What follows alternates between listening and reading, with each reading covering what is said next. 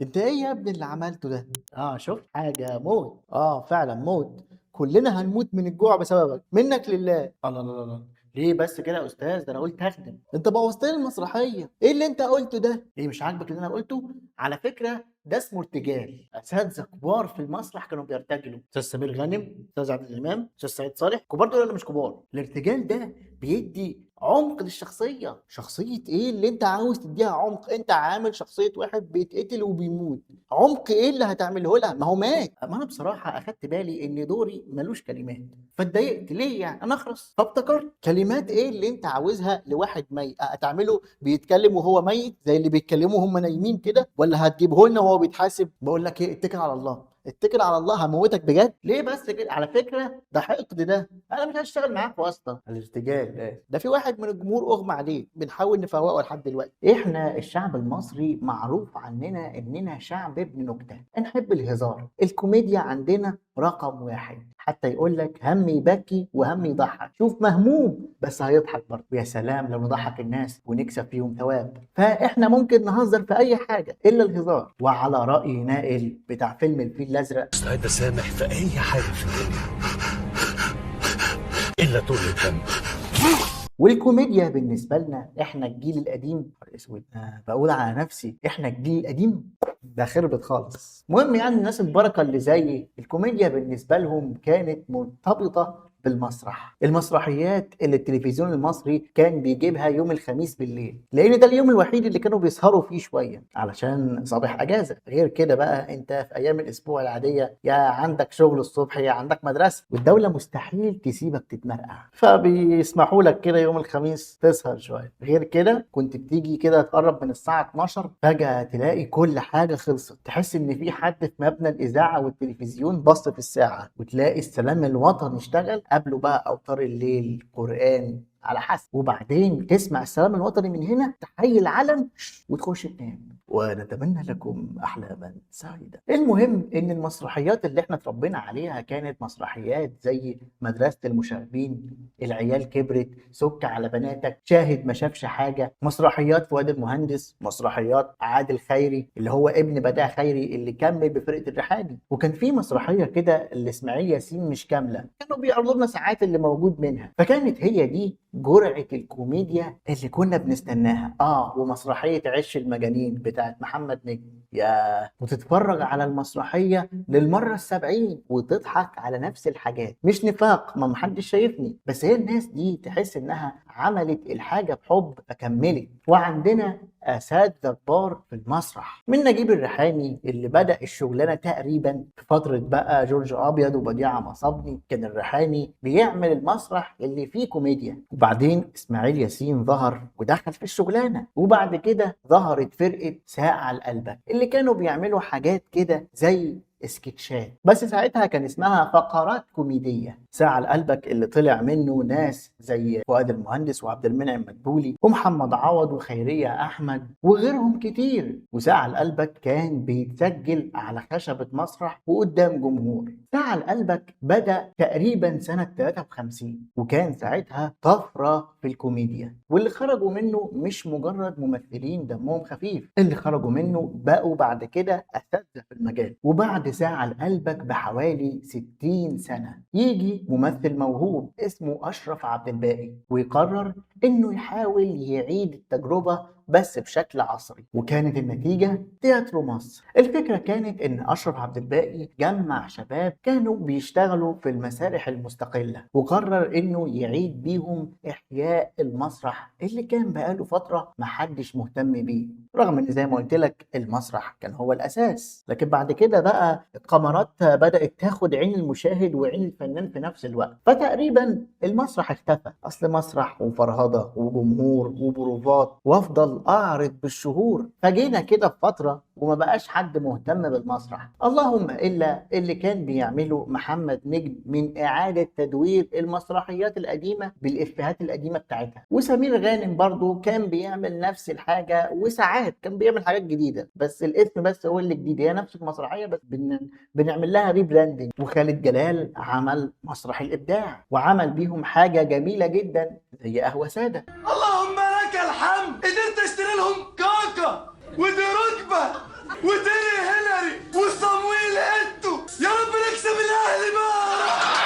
خالد جلال برضو عمل بالمجموعة اللي كان فيها نجوم الساحة حاليا، محمد سلام ومحمد ممدوح، محمد فراج، بيومي فؤاد، حمزة العيلي، ومحمد ثروت، وهشام اسماعيل. يا ليلى، المجموعة دي عملت حاجة من ألطف الحاجات اللي ممكن تشوفها في حياتك واللي أنا شفتها في حياتي من غير ما أقص. البرنامج اللي أنا بحبه جدا وليه فيديو في القناة هتلاقيه هنا أو في وصف الفيديو. لكن برضو ما نعتبرش إن المسرح رجع فعلا زي الأول بتجربة خالد جلال، لأن الناس دي فضلت مش معروفة والإنتاج كان ضعيف لدرجة إنهم كانوا بيضلموا الدنيا علشان ما تاخدش بالك ان الديكور مش متغير. لكن في 2013 بقى اشرف عبد الباقي صرف وعمل بمجموعه الشباب اللي هو جمعهم ظاهره الناس بتتكلم عنها لحد النهارده، وتقدر تقول انهم غيروا شكل الكوميديا. علشان كده انا بشبههم بساعه لقلبك واللي النجوم عملوه ساعتها، مع الفارق في الامكانيات. برضو مش عايزين نبقى قاسيين على الاولاد، الناس كانوا شايفين ان المجموعه بتاعه تياترو مصر مجموعه لطيفه جدا، لكن اكتر واحد كان معلم مع الناس وكانوا مركزين معاه وبيستنوه كان علي ربيع، واللي فنانين كبار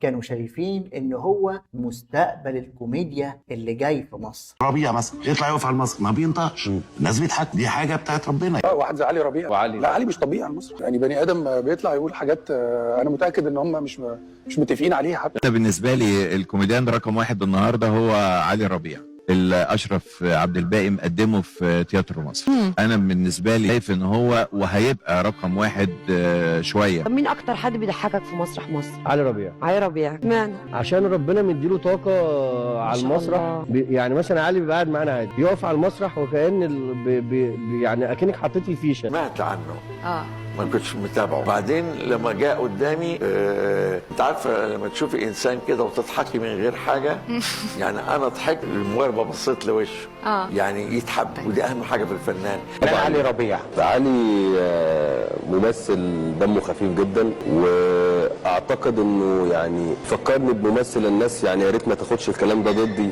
اللي هو نجاح الموجي. ليه علي ربيع؟ علي من نوع الممثلين اللي عندهم قبول، الموهبه والقبول الاثنين مهمين جدا للممثل يعني. علي عنده الحاله دي، عنده انه لما تشوفيه تبتسم يعني. هو ربيع فعلا تحس ان هو بيدور على حاجه طول حياته.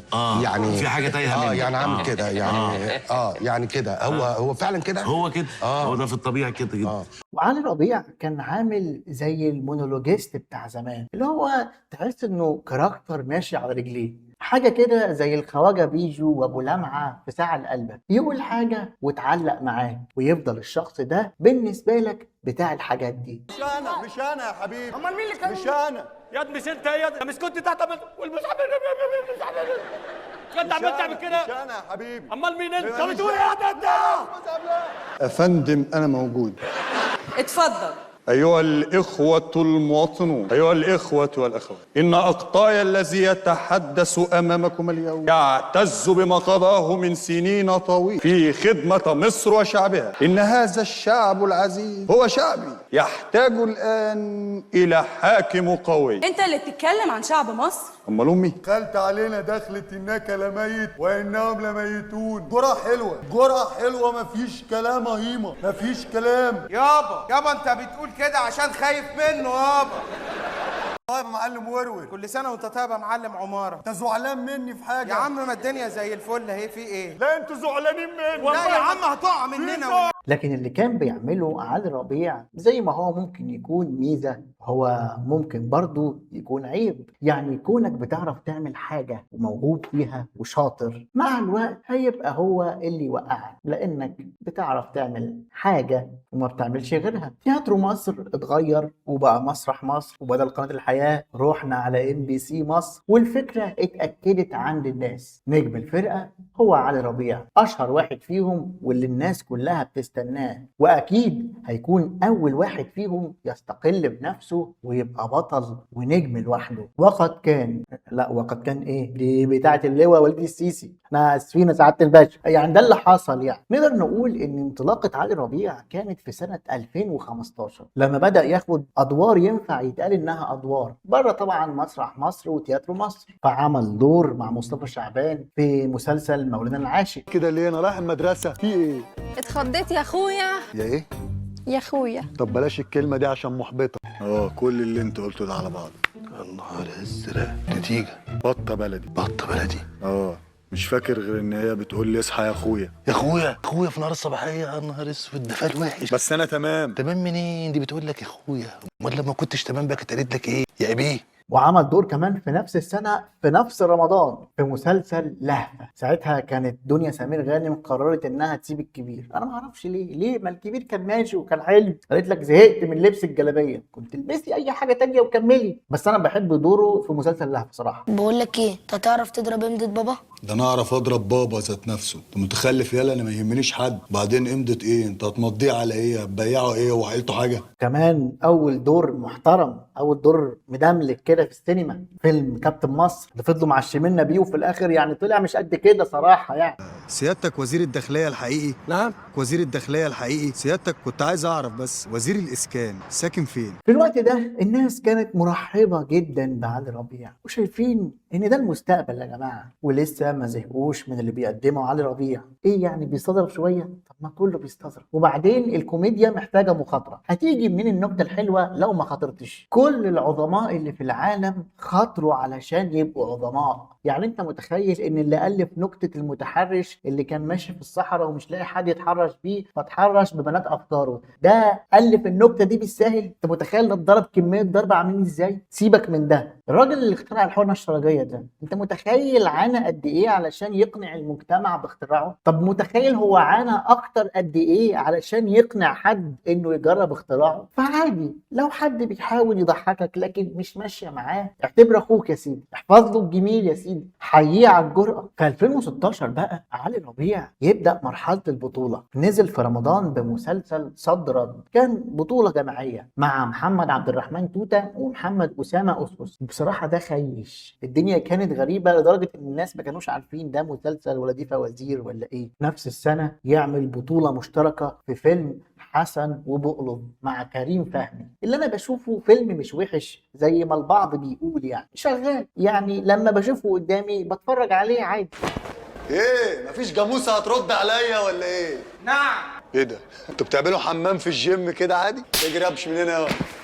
في الفترة دي زي ما تقول كده الناس كانت بدأت تقلق، هو احنا رايحين غلط ولا ايه؟ بس احنا خايفين نكون ظالمينه. برضه كوميديا جديدة ولازم نديها فرصتها، احنا نستنى نشوف هيعمل ايه بعد كده. فرح نازل بفيلم خير وبركة مع محمد عبد الرحمن. بعد فيلم خير وبركة قلنا احنا عارفينها السكة دي، شفناها قبل كده مع كذا حد كده. هتفضل بقى ايه تعمل افلام بطولة، مصمم انك خلاص بقيت بطل وتمشي بالنوعية بتاعتك دي وتقول لنا بقى ايه اصل الفرصة ضاعت مني تعالوا الحقوني، ما احنا بنوزع اصلا. لكن في 2018 يعمل مسلسل سك على اخواتك في رمضان، وبصراحة المسلسل ده كان حلو، انا حبيته.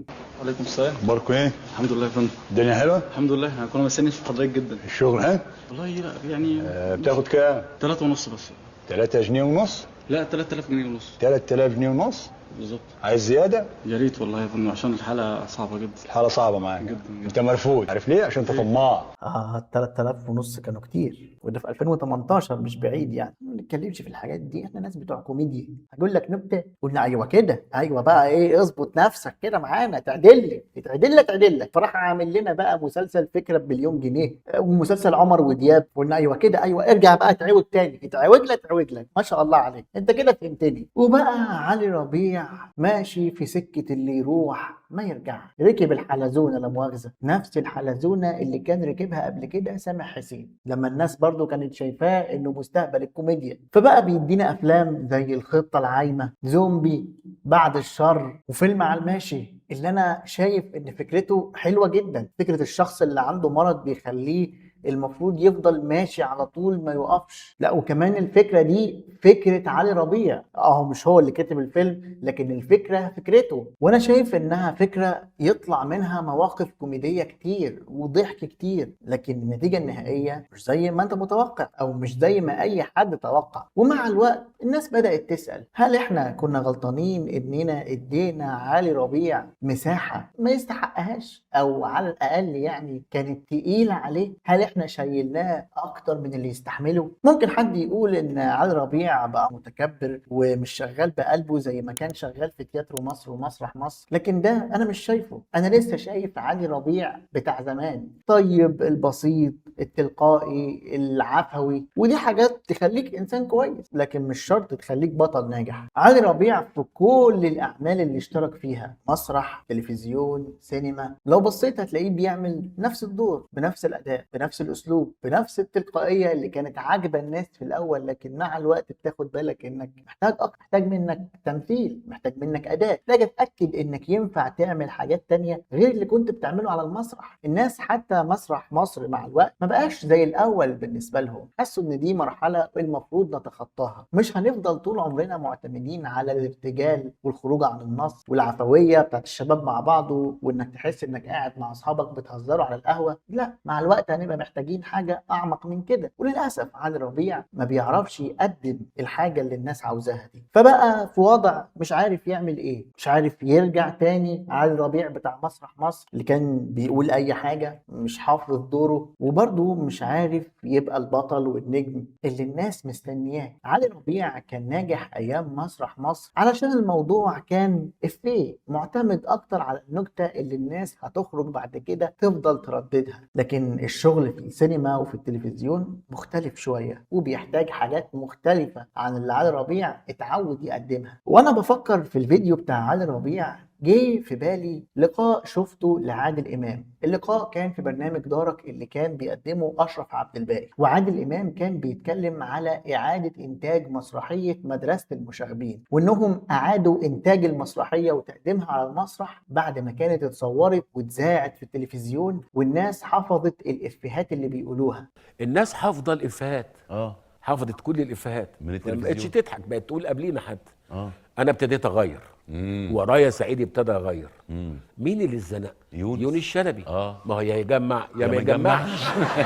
كل يوم نجيبه واخد هدومه من على شريط الترماي في اسكندريه ونقول له حقك علينا. اعتقد ان عادل امام كان بيتكلم عن الحاله عموما مش عن يونس شلبي تحديدا. الحاجه اللي كانت بتميز يونس شلبي في مسرحيه مدرسه المشاغبين ومن بعدها العيال كبرت هي التلقائيه، انه ما بيجمعش. والله العظيم يا جدع، الجدع ده بيسمع حاجات غريبه. قال يقول لي ده صحيح يا جدع. انت سمعت ليه يا منصور؟ ده هو اللي ده صحيح بقى، زي ما هو انت قلت ايه انت ولا عملت ايه انت ولا قاعد يقول الكلام اللي احنا مش عارفين نقوله كده، ولا انت مش كنت معانا هنا ولا رحت فين انت ولا ايه اللي وداك؟ الله يرحم الجميع، بس كان اسطوره يونس شلبي. وانا مش بقول ان يونس شلبي هو علي ربيع عشان بس انا عارف الناس اللي هتقولي لا يونس شلبي فنان كبير وكان بيعرف يعمل حاجات تانية. انا بتكلم عن حاله معينه، بضرب مثل بحاجه معينه، ان علي ربيع بقى مزنوق في حته مش عارف يعمل ايه. يا جماعه مش انتوا كنتوا بتحبوني زي ما انا كده؟ مش احنا توعدنا على السير معا؟ ولا انت رجليك وجعتك ولا ايه؟ لكن الناس جات لعلي ربيع وقالت له وي نيد تو توك، احنا مش مبسوطين معاك يا علي، شوف طريقك يا ابني، احنا في ناس تانيين بنتفرج عليهم دلوقتي، احنا سيبنا مسرح مصر ومركزين دلوقتي مع بتوع الستاند اب كوميدي. انا لما محتاج اضحك عندك احمد حسن واحمد مجدي على اليوتيوب مولعين الدنيا. علي ربيع حاليا موجود زيه زي ناس موجوده، شغال مع الناس اللي شغالين. معرفش هيقدر يخرج من معضله الحاجه اللي الناس كانت مستنياها والحاجه اللي الناس لقيتها ويقدم حاجه مختلفه تخلي الناس تغير رايها، ولا خلاص علي ربيع غرز ومش هيعرف يخرج من المزنق اللي هو فيه. مستني اعرف رايك في التعليق. انا عن نفسي كواحد بيحب علي ربيع وكان بيحب يتفرج عليه، ما بقدرش اشوف الحاجات اللي بيعملها مؤخرا، ما بستحملهاش. ممكن تتفق او تختلف معايا، وفي النهايه ده مجرد رأي. ما تنساش لو الفيديو عجبك تعمل لايك وتشترك في القناة وتفعل الجرس علشان لما ننزل فيديوهات جديدة يجيلك إشعار. كان معكم صبري محروس، ولحد ما اشوفك الفيديو الجاي اقعد بالعافية.